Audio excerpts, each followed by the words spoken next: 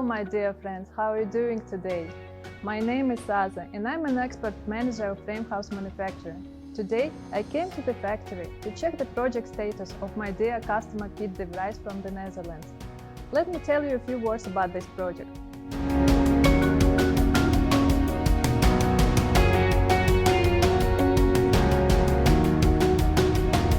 Before the project gets to the factory, a lot of work is done, which includes calculation of the quotation, development of technical documentation, and preparation codes for our CNC equipment.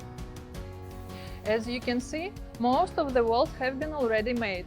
The wall in the standard specification consists of a 195 mm wooden frame, OSB on both sides, and insulation 200 mm placed inside the frame.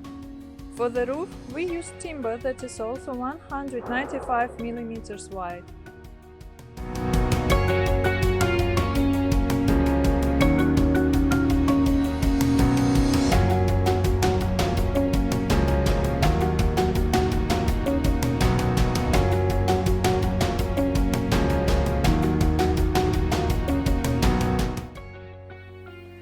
I am sure that Piet will be glad with the good news that his house has been produced on time as planned.